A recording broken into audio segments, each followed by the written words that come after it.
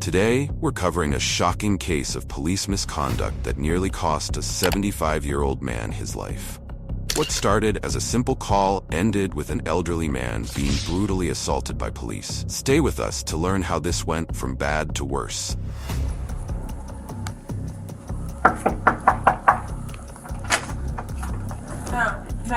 No. Hey, I'm not here. I'm Tim. This is Brittany. That was the neighbor right there. We're the ones that called. Wait. This is Brittany. She's the one that got hit. I live here. This is my friend Brittany. And then this is my neighbor that hit her. I wasn't even here. I was outside. She's on the phone to dispatch. Which room? Which? Okay. This Alright, neighbor thank right you. here is what she said. Okay. Like I said, I wasn't in here. I literally just saw He you. banged on the door, or through the wall. Bam, and I'm sleeping.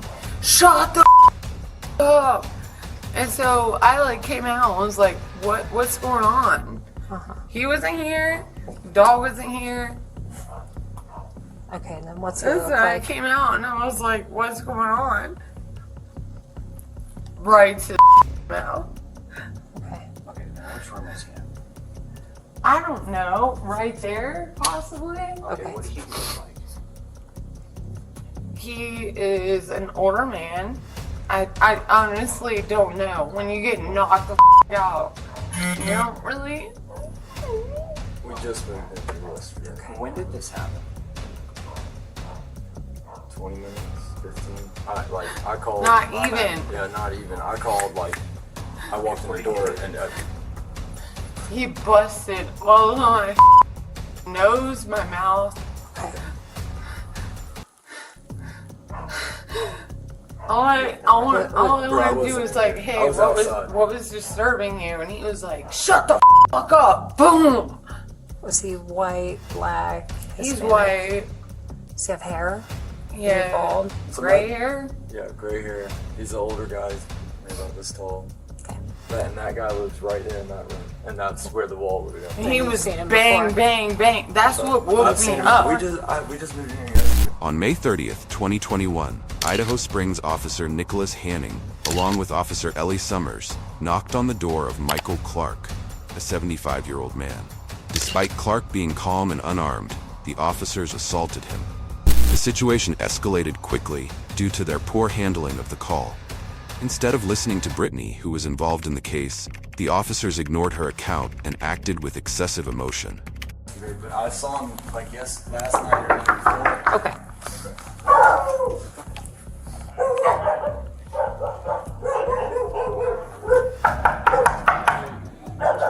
I'm gonna put my dog in the bathroom, okay? Okay. What do you want? What the motherfucker over there? Put it down, mother. Put it down! Put it down! Get on the ground down! Son of a bitch. Back up. Get out here right now! Get out here! I hit that Get on wall. the ground! No. They hit that wall so hard, I thought they were going to come through the wall. Stop! What you gonna? Okay.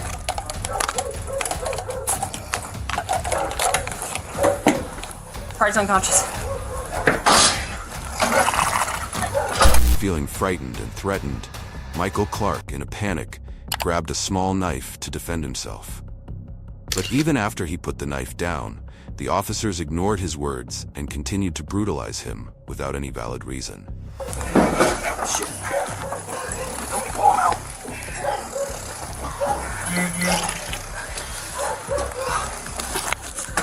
207 taser deployed. Party came out with a machete.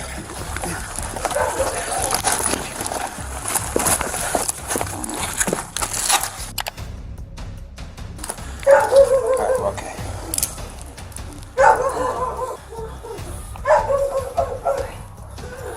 Sir? Sir? Sir? Sir? Sir, talk to us. Talk to me. Talk to me. Sir, talk to me.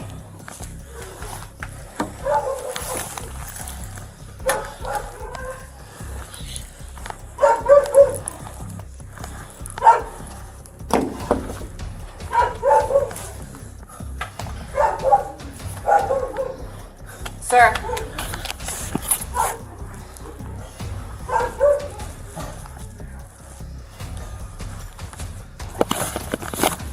Stay with him.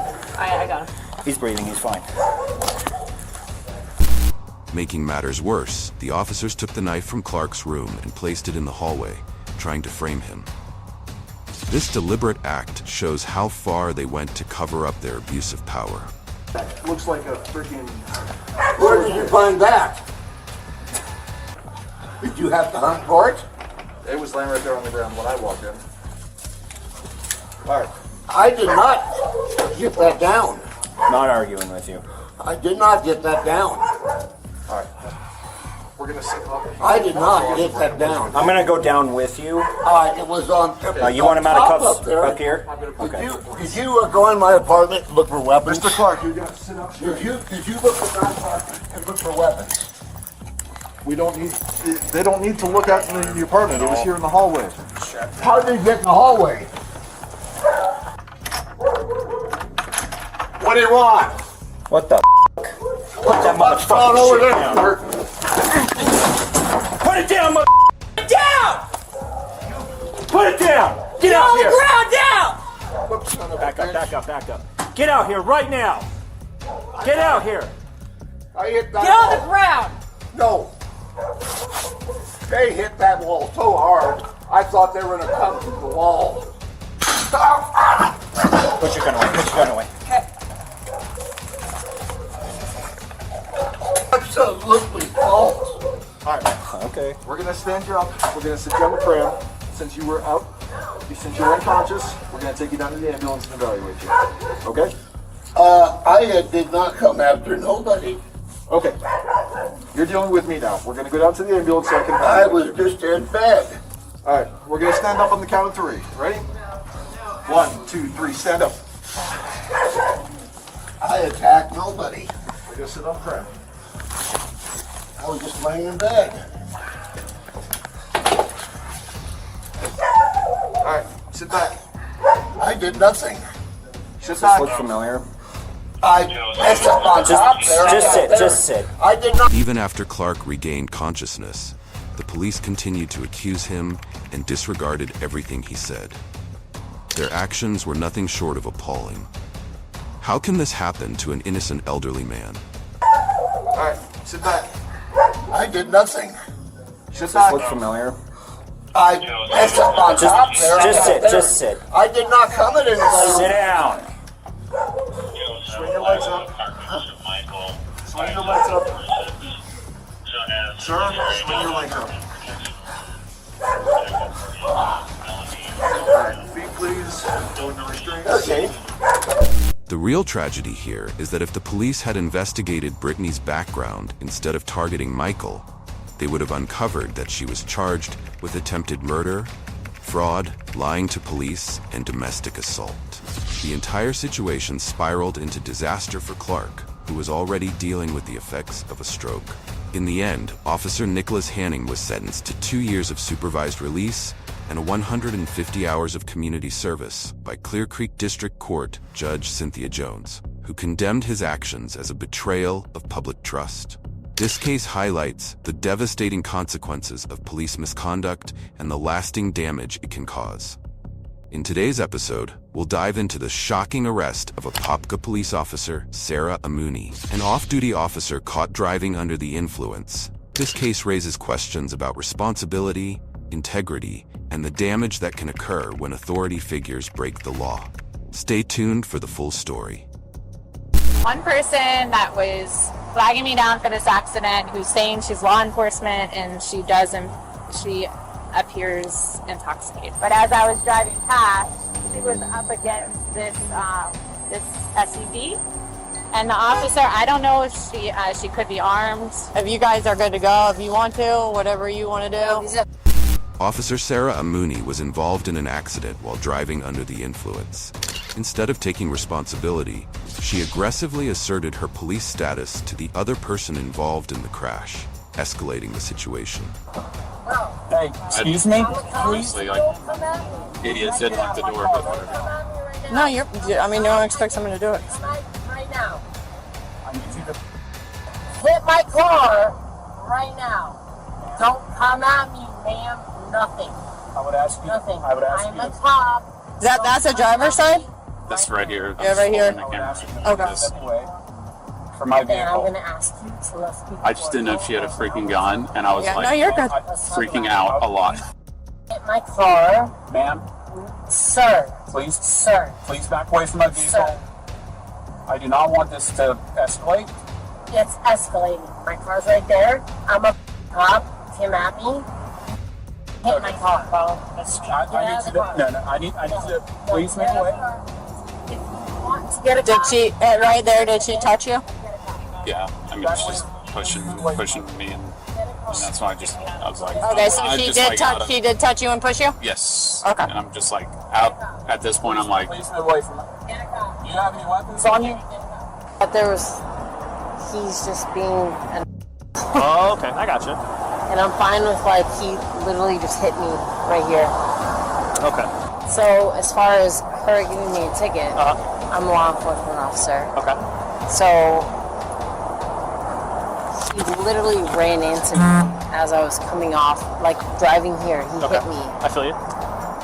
So, I said I don't believe you. We just have, I mean, you know how it works. We have an independent witness that you don't know, he doesn't know, that says differently. It says they saw you. He's a. That's what. Okay. Why do you think that? Because he yelled at me the second I got out of my car and Okay. went up to him and tried to talk to him. Okay. Are you armed, by the way? Do you have No, your gun on not you? at Okay. all. Just No. make sure.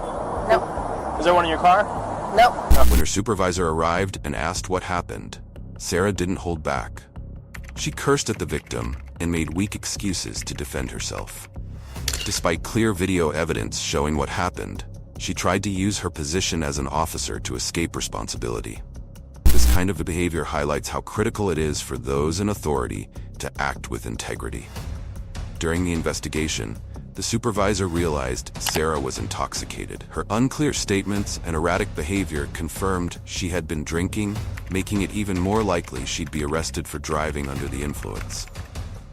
So while we've been interacting with you, myself, other officers, the witnesses, they've been able to smell the odor of alcohol on you, just your speech, your bloodshot eyes, your mannerisms, okay? So we have reason to believe that you might be under the influence of drugs and or alcohol. Okay, so at this point in time, I am conducting a criminal DUI investigation and a battery investigation as well. Sure. 2 glasses of wine. 2 glasses of wine? Yeah. Okay. Anything else besides that? No. Okay. And he got out of the car, and as he's getting out of the car, you try to redirect him back inside the car. I never touched him. No? No. Okay. Is there a reason why he would say differently? I'm not sure. Okay. Why did you tell him so many times that you were a cop? I'm not sure. Okay. Did you think that was gonna make the circumstances any different with him, or anything of that nature? I didn't do anything to him Okay. at all. I'm just wondering because listen. I didn't do anything to him. Generally, most cops No. that I know, we don't shout that we're cops to people. Sure. On a scale of 0 to 10, 0 being completely sober and 10 being completely drunk, what do you think you're at? I've not drank. What do you mean? Not 5 minutes ago, you told me you had 2 glasses of cab. So obviously you have to. Can you drink though and still drive and not be under the legal limit? Can be under. You can't. Okay, that's not what I 08. asked. That's not what I asked you though. So like 1 glass. Well, you said 2 glasses earlier, and then the original question I asked you was, on a scale of 0 to 10, 0 being completely sober, Sure. 10 being completely drunk, what do you think you're at? And your response was, I haven't drank. But that contradicts what you said earlier because you have drank today. Sure. So again, on a scale of 0 to 10, 0 being completely sober, 10 being completely drunk, what do you think you're at? Maybe 2 glasses. Maybe. Okay, so I understand you had 2 glasses. That's not what I'm asking you. On that scale of 0 being completely sober, all the way to 10 being completely drunk, what do you think you're at? Again, you're asking me what I'm at. 1 to 10. 0 to 10, correct. Okay. Okay. So I can be at home and have a glass of wine and be out and have 5 glasses of wine. It just depends on who you're asking, right? So I'm asking what you think your impairment level is, not how many glasses of wine you have drank. I can have a glass of wine right now and get home. Okay. I'll skip that question. It seems like you understand what I'm trying to explain to you. Sure. Sarah's stubbornness and inability to stay focused throughout the investigation made things worse. She refused to admit her actions, even when it was obvious she was drunk. After the investigation was completed, her supervisor arrested her for DUI, shocked by her unacceptable behavior. At this point in time, you're being placed under arrest for DUI and battery. Battery. Do you know how the Orange County Jail works? Sir, you didn't give me... like this, you're going to get safe book, and you know how that goes. Okay? Sir, I didn't do anything to be safe booked. You're under arrest. The way you're acting is... For what? Okay. For what? For DUI and battery. For what? Okay. Battery on what? On the person you hit. Who? Okay. I didn't hit anyone. I didn't hit anyone. You guys are gonna catch it. Hit someone? Battery? For what? Let me come at you. Battery for what? You're gonna take me down to Orange County for what? Battery on what? Yeah, we'll do it all on the same page. Battery? Yeah. Why? Because you have a fight. Because you have a FTO. There's a camera right there. Right there. That's fine. Okay, I'm just letting you know. You're gonna book me for battery? I didn't touch anyone at all, and I never hit anyone's car at all. Following the incident, Sarah Mooney faced several serious charges, including battery, DUI, false imprisonment, and burglary. These charges showed just how severe her actions were and the potential harm they caused, reinforcing the need to follow laws to keep everyone safe. Sarah Mooney's case is a stark reminder that police officers must follow the same rules as everyone else. Her decision to drive while intoxicated not only caused a crash, but also damaged the reputation of the police force and eroded public trust. Officers should serve as role models, showing responsible behavior both on and off duty. This case emphasizes the need for integrity and professionalism in law enforcement, ensuring that those who protect the public are also